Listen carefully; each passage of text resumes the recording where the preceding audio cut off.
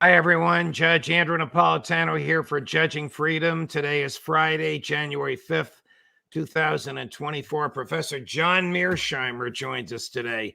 Professor, a belated Merry Christmas, a belated Happy New Year, a heartfelt gratitude from me, from my team, from all of my viewers and listeners for all the time and effort you gave us in 2023, and a hope that you can share as much time with us in 2024. And welcome back here. Thank you. Of course, I want to talk to you about two things today. I want to talk to you about the Russia-China relationship and if that has been changed by the war in Ukraine. And then I want to talk to you about the South African complaint against Israel in the International Court of Justice. Let's start with Ukraine. How badly did U.S. policymakers get it that they brought us, the U.S., into this Ukraine quagmire? Well, it was a catastrophic mistake, certainly for the Ukrainians, because they're paying the real price here. And of course, the Russians are paying a real price as well. But we are principally responsible, as you know, I think, principally responsible for starting this conflict by trying to bring Ukraine into NATO and by trying to make Ukraine a Western bulwark on Russia's borders. I think when the war broke out, we calculated that we could win the war. I think we believed that with sanctions and with the initial Ukrainian successes on the battlefield against the Russians, that we would be able over time to defeat the Russians inside of Ukraine, and I believe effectively knock them out of the ranks of the great powers. This was a giant miscalculation, in part because the sanctions didn't work, but also because the Russians mobilized a huge number of troops, and they mobilized their industrial base, and they're producing all sorts of weaponry. And the balance of power has now shifted against Ukraine.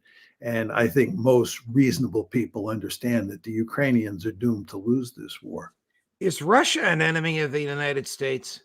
Well, we've made it an enemy of the United States. This has been my argument all along. There's no reason that Russia should be an enemy of the United States. It's simply not a threat to the United States in any meaningful way.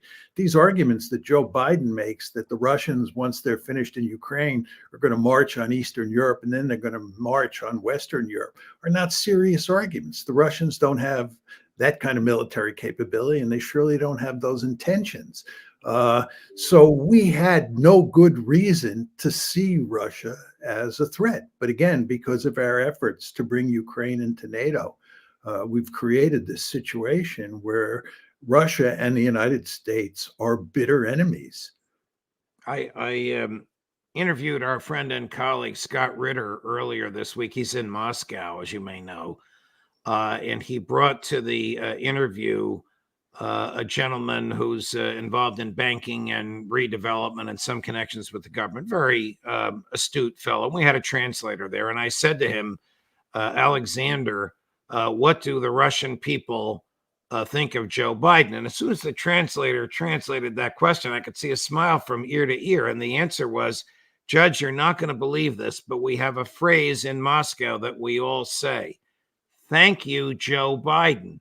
So I said, what are you talking about? He said, well, Joe Biden's sanctions have actually made us stronger and more independent economically. And while we think he is misguided, we have nothing against the American people. We want to make them rich and have them make us rich. Fair assessment of your understanding of the relationship between the peoples, not the government. Yeah, I think I would add to that that the Russian military has also become much stronger as a result of this war. When it started on February 24th, 2022, the Russian military was not very powerful. But the Russians have been forced to rationalize that military and improve it in all sorts of ways, to include expanding its size, improving its training, improving its armaments, and so forth and so on. So the Russians now have a much more formidable military. They've rationalized their economy in all sorts of ways. and they're not doing badly at all, which is, of course, as I said before, not what we thought would happen after the war broke out. Before I ask you about Russia and Chinese relations, and if at all, and if so, how the Ukraine war may have affected them, you mentioned a few minutes ago President Biden's statement last month that, and I'm paraphrasing, and I'm going to try and say it as accurately and fairly to him as I can. If Putin takes Ukraine, his next move will be against NATO nations in Eastern Europe. And then you'll see what no one wants and no one expects, Russian troops fighting American troops. I think I fairly summarized and even quoted much of that verbatim. That statement is so wrong. Is it immoral for a president of the United States to tell such a fabulous statement, an out and out lie in the form of a prediction, in order to gin up 60 billion taxpayer dollars to send over there? I wouldn't call it immoral. I just think that presidents do threat inflate. I think every president of the United States, probably going back to George Washington, has engaged in some level of threat inflation. Of course, it's become much more commonplace since the Cold War, or since World War II, actually. We just do a lot of threat inflation, and Biden is threat inflating. He's trying to ginny up support for Ukraine in the United States at a time when that support is dissipating. But I wouldn't go so far as to call it immoral. All right, maybe I'm being a little harsh on him. What, if anything, has the Ukraine war done to Russia-China relations? There's no question that the war has pushed the Russians and the Chinese closely together. I mean, they are joined at the hip diplomatically at this point in time. You see it in their actions in BRICS. And furthermore, it's quite clear that the Chinese and the Russian economies are more intermingled today than they were when the war first started. And it's also quite clear that the Chinese are providing all sorts of sophisticated technology to the Russians that they need for purposes of making their economy work, but also for purposes of fighting this war.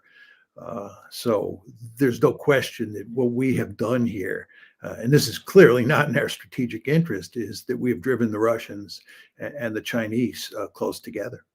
Here's President Xi sought number one, Chris, earlier this week, saying in a rather matter-of-fact way, it's inevitable that China and Taiwan will be publicly, politically, militarily unified. And of course, we all know what Joe Biden thinks of this, but I want your thoughts on President Xi. China will continue to support Hong Kong and Macau in giving full play to their own advantages and maintaining long-term prosperity and stability, while better integrating into the overall picture of national development. The reunification of China is a historical inevitability, and compatriots on both sides of the Taiwan Strait should join hands and share the great glory of national rejuvenation. Our goal is grand and simple. Grand and simple, and we have patriots on both sides of the Taiwan Strait. Translate, Professor Mearsheimer. Well, there's no question that the Chinese want Taiwan back. They want to make Taiwan part of China. And that's not going to change forever, as far as I can see.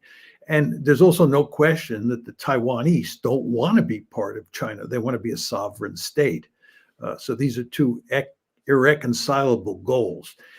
The interesting question at this point in time is whether or not the Chinese are going to try and conquer Taiwan by military force. That, of course, is our great fear. And we are not only concerned about maintaining Taiwan as an independent state because it is a democracy and we've long had good relations with it, but we also think that keeping Taiwan on our side of the ledger is very important for strategic reasons. So as the Chinese grow more and more powerful, what's happening here is that the bond between the United States and Taiwan is growing more powerful. And therefore, the question of whether or not China is going to try to take Taiwan back by military force becomes a really important issue to us. I would make the argument that that's not likely to happen anytime soon. I think Xi Jinping has lots of domestic problems that are more important to deal with at this juncture. And furthermore, I don't think the Taiwanese have the military capability to take Taiwan back at this point in time. Would the U.S. get involved in military hostilities between the mainland and Taiwan? I mean, wouldn't that be almost as fruitless as us supplying Ukraine with $100 billion? Well, there's two ways to answer that. One, which I'm sure would put a smile on your face, which is to say, have you ever seen the United States turn down an opportunity to get into war? You're right. No matter who you vote for, you get John McCain. Okay. Second point, then, or the second way of looking at this, and it's, I think, a more serious way, is that if you are interested in containing China, and the United States is definitely committed to containing China and keeping Taiwan out of China's hands, then the United States would axiomatically fight for Taiwan. And I believe we would axiomatically fight for Taiwan. And I believe the Chinese fully understand that. Joe Biden has actually said on 4 separate occasions that we would go to the defense of Taiwan. If he did that once, maybe twice, you would say, he just wasn't on his game that day and this accidentally slipped out of his mouth. But he said it 4 times. Is he as wedded to Taiwan as he is to Israel? In other words, the consequences and the expense and the death be damned? Well, he has a different way of thinking about Taiwan and Israel. When it comes to Taiwan, I think he's principally concerned with keeping Taiwan out of China's hands for strategic reasons. I think when it comes to Israel, strategic reasons don't play at all. I think that Biden has this love affair with Israel that is almost unparalleled among American political leaders. There's an article in Mother Jones, the magazine Mother Jones, on this very subject that you and all your listeners should look carefully at, because it lays out in great detail Biden's passionate attachment to Israel, which, of course, as you know, I believe is getting us into a lot of trouble these days. Is China a threat to the United States of America? Well, the fact of the matter is that China is a very powerful country. It has lots of people, and it is very rich, and it is terrific at developing cutting-edge technologies.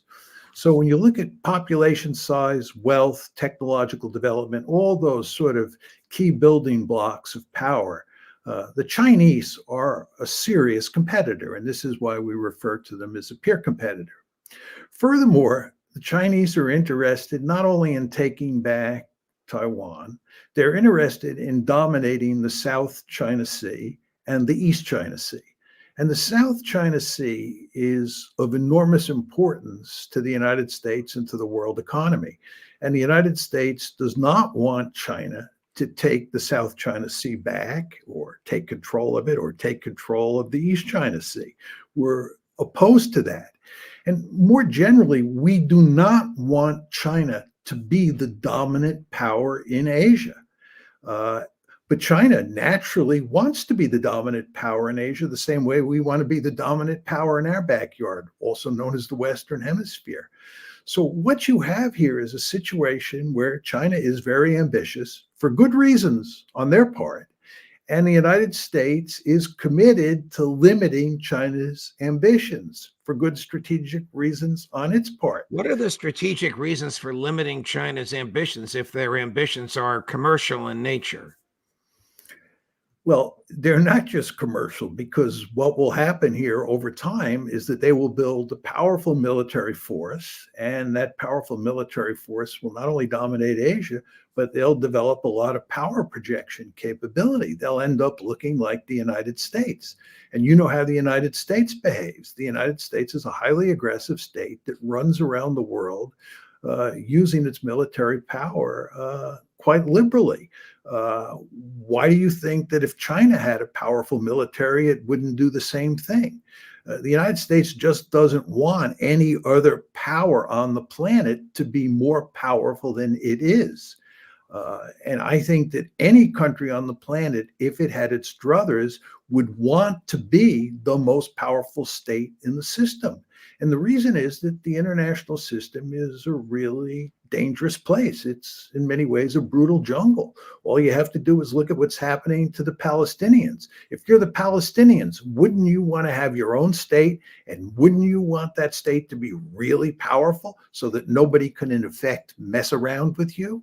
I think the Chinese are driven by this mentality. The Chinese understand what happened when they were weak. They call it the century of national humiliation. And they don't want to ever suffer another century of national humiliation. So what they want to do is be really powerful. And they want to be more powerful than the United States. I don't blame them. So a president, fill in the blank, calls up Professor Mearsheimer at the University of Chicago and says, "Professor, advise me as to how to deal with China." Well, look, I think that the United States should go to great lengths to contain China. I think. What do you mean by contain? To prevent China from dominating the South China Sea, to prevent China from taking Taiwan, and to prevent China from dominating the East China Sea. And I think we should have good relations with countries like Japan, South Korea, the Philippines, Vietnam, and so forth and so on to achieve this end. I don't think we should be provocative in the sense that we should try to provoke a war or we should try to roll back Chinese military power. I think we should go to great lengths to manage our relations with the Chinese so that we don't end up having a war. But nevertheless, I think we have a vested interest in not letting China shift the balance of power in its favor and therefore against us in a major way. Okay, switching gears. You'll know what this is about. Chris, SOT number 8.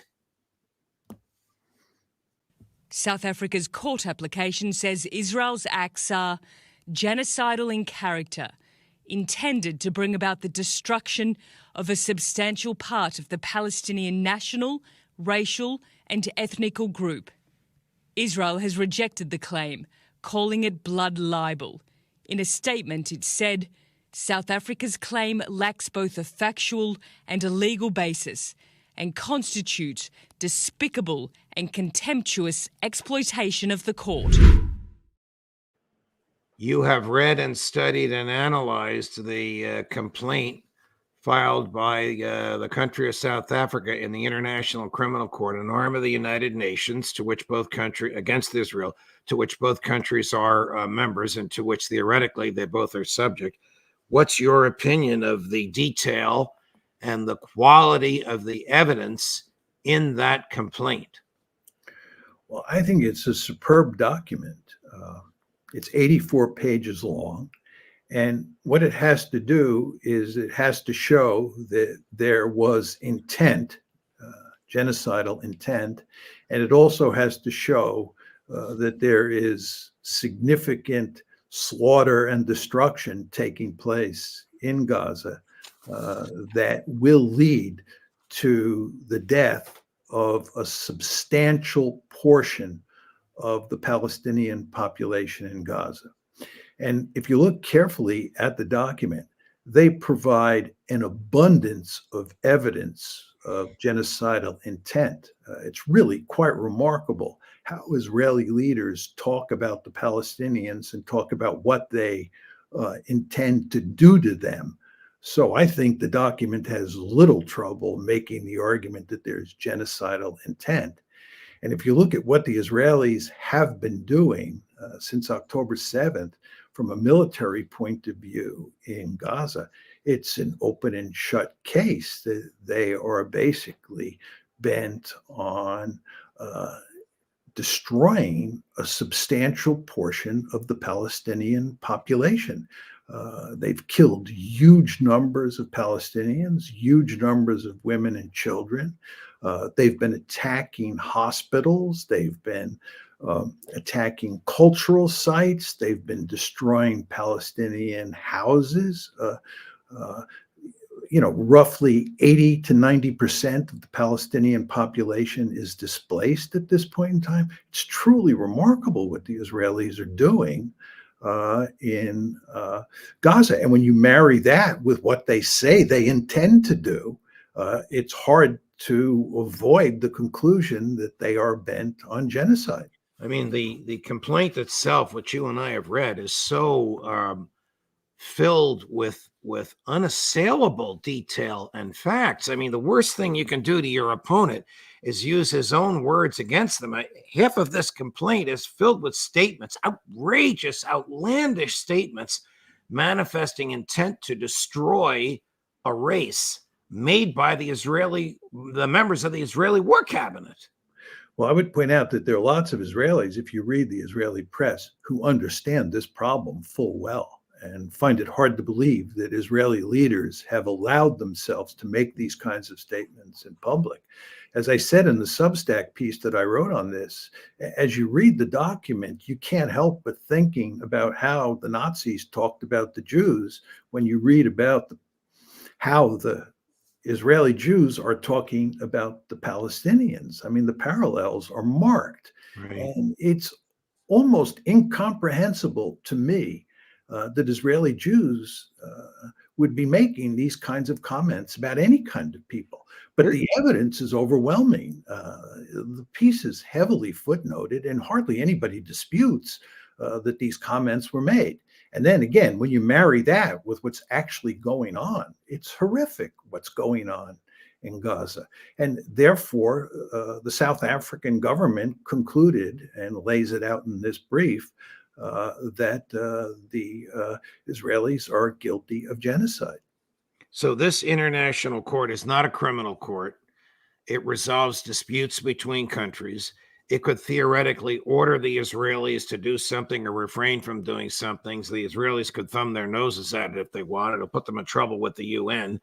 But the court does not have an army to enforce its will. This is not an indictment of Prime Minister Netanyahu personally, the way President Putin has been indicted by the International Criminal Court. However, it is a court to which they are subject because it was established by the UN Charter, and Israel and South Africa are both members of the UN. Here's Admiral Kirby, cut number 2, Chris. I mean, his statement about this complaint is mind-boggling. It's hard to believe that this is the official United States position on this complaint. South Africa's filed this 84-page lawsuit against Israel, accusing them of genocide. Israel says that this is blood libel. Does Washington agree? And where does this put Washington and Pretoria? We find this submission meritless, counterproductive, and completely without any basis in fact whatsoever. In another world, Professor.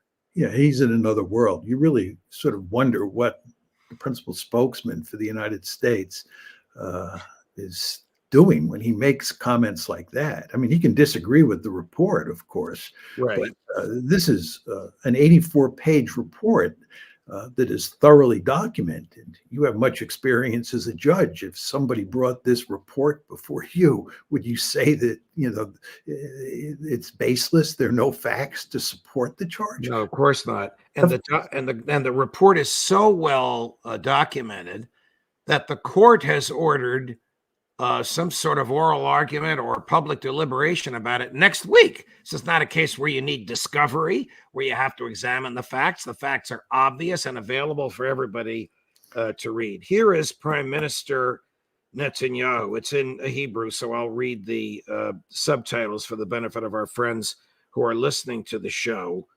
The language is very strong. It's typically Netanyahu-like. Cut number 5, Chris. I would like to say a word about South Africa's false accusation that Israel is committing genocide. No, South Africa. It is not we who have to perpetuate genocide. It's Hamas. Hamas would kill us all if only it could. In contrast, the IDF is acting as morally as possible. It does everything to avoid harming civilians. And Hamas does everything to get them harmed, using them as a human shield. And I asked, where were you, South Africa, and others who accuse us? Where were you when millions were murdered and displaced from their homes in Syria, Yemen, and other places? You weren't there because everything you do now is just nonsense, lies, and evil spirit. We will continue our war of defense with just and moral. That's about as absurd as Admiral Kirby's comments. Yeah, I mean, the argument that the Israelis are going to great lengths to spare civilian lives and they're just focusing on targeting Hamas is not a serious argument. Just the evidence belies it. What's very interesting here, and it gets back to your point that the International Court of Justice really doesn't have real teeth. It's going to be hard to sort of get Israel to change its behavior or get the United States to change its behavior. I think that's true. But the question you want to ask yourself is why, therefore, is Israel taking this so seriously? Right? The Israelis, to my surprise, have decided to go and defend themselves on January 11th when this case is heard. And again, the question is why, given that this court's not going to be able to coerce the Israelis or the Americans in any meaningful way. It's because of sort of the stain that is going to be on Israel and the United States' reputation as this case winds itself through the system. It's the moral condemnation that's going to come out of this case that I believe has really spooked the Israelis and the Americans. And it's what I think leads people like Kirby, Admiral Kirby, and people like Prime Minister Netanyahu to make those sorts of comments. They fully understand just how dangerous this report is. It is really a thoroughly documented indictment of Israel. And by the way, the United States as well, because the United States is complicit in this. So you, as usual, jump to my next topic. But before we get to that next topic, which is U.S. complicity, what conceivable defense is there? And what do they mean when they say blood libel? Now, I'm familiar with the allegation of blood libel from the Middle Ages, some crazy, nonsensical belief that the blood of young Jewish children was used and mixed into the making of the Blessed Sacrament at Catholic Mass. It's been so totally debunked. Why would they compare it to something like that? Well, my view on this, and it's a long-standing view going back to my experience writing the Israel Lobby with Steve Walt, is that when people can't beat you on facts, what they do is smear you. And as you have hinted here, it's almost impossible to see how the Israelis can really beat back the charges in this 84-page document using brute facts, because the facts are clear-cut and the facts provide a sound foundation for an indictment of Israel's behavior.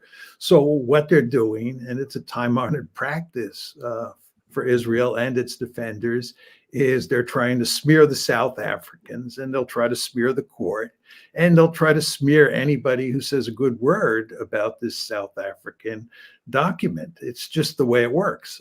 You call people an anti-Semite, you call them a self-hating Jew, or so forth and so on. You accuse them of making a blood libel and so forth and so on. These are nonsensical charges.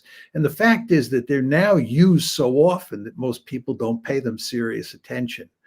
When I was first called an anti-Semite, when Steve and I wrote the Israel Lobby book in 2007, and before that, actually, the article in 2006, I think there was much more sting in that charge then, because it wasn't used as liberally as it is now.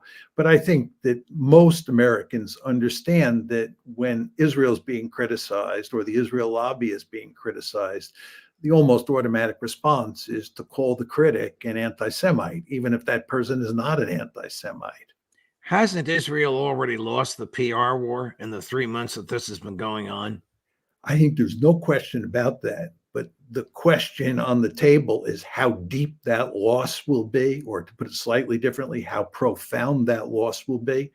My hunch, and it's just my hunch, looking at that document and looking at what has happened in Gaza and is going to continue to happen for the foreseeable future, is that Israel's reputation will be tarnished in ways that are hard to imagine at this point in time, and certainly before October 7th.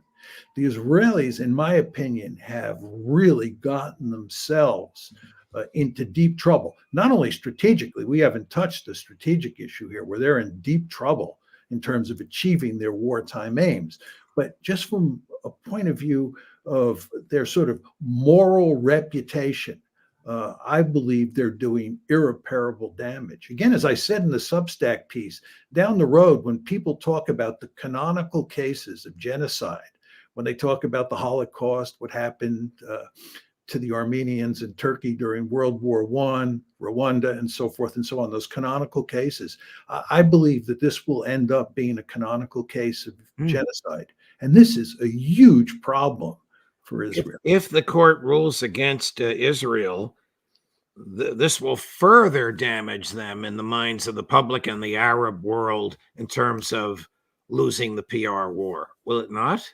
It will. And Right. the question is, how much damage will result if the court doesn't do that? Okay, so now my question is, how much damage will result to Joe Biden, to the government of the United States of America, if this court finds that what Israel is doing, using American money and equipment and ammunition, is genocide?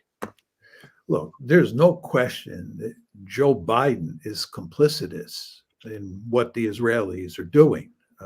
He's gone to enormous lengths to make it clear that he will do whatever is necessary to protect the Israelis.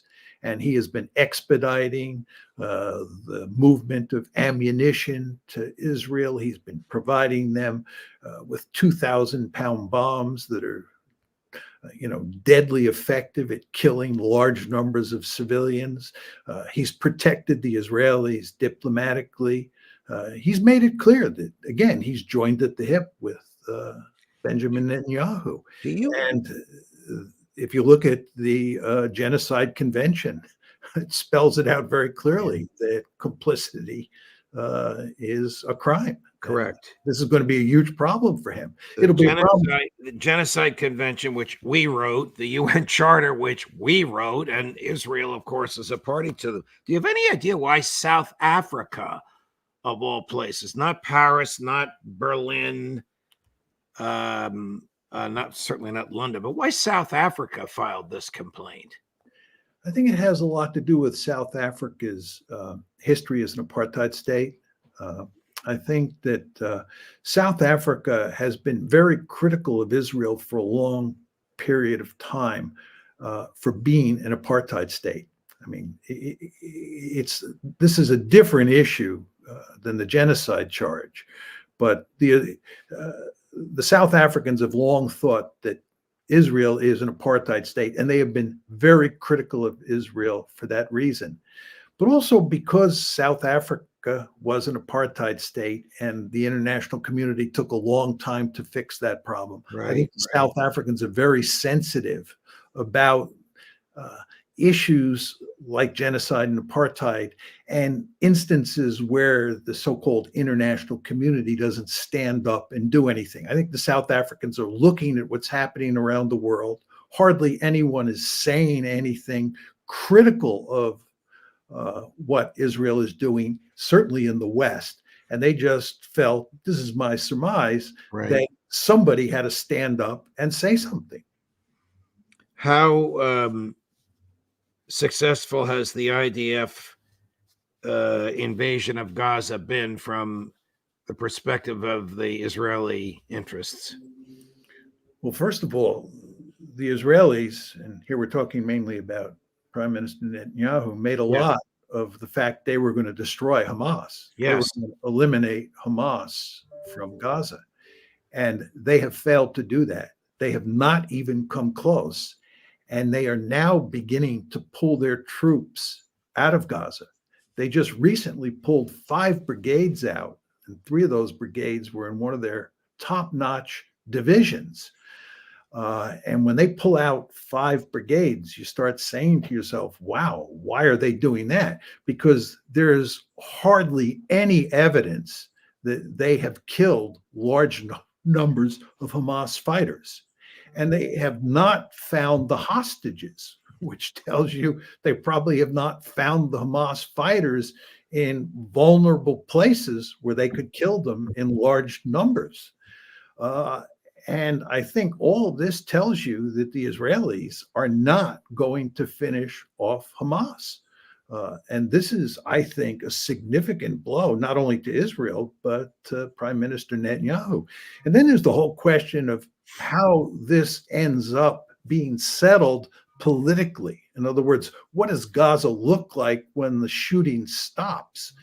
And there is no solution in sight. It's not like the Israelis, once they stop the fighting, once they put their guns down, that the United States, Israel, and other members of the so-called international community are going to be able to get together and figure out some sort of viable political solution to keep this problem at bay. If anything, this is a festering wound, and it's likely to start up all over again at some point in the not too distant future. So you look at Israel's strategic situation inside of Gaza, it does not look good at all. Wow. Professor Mearsheimer, I know we went a little longer than we usually do, but as we say in New Jersey, you were on a roll. And thank you so much for the explanations of these complex issues. And I can tell from the comments of the viewers that it is deeply and profoundly appreciated. We hope we can see you again next week. Likewise. Thank you. We have 12 inches of snow coming. I don't think it's going to hit Chicago. Hopefully. Yes. All the best, Professor. Thank you very much. You're welcome. Coming up at 3 o'clock, the Intelligence Community Roundtable, Ray Johnson, Larry McGovern. How will the intelligence community disguise the demise of Ukraine? Judge Napolitano for Judging Freedom.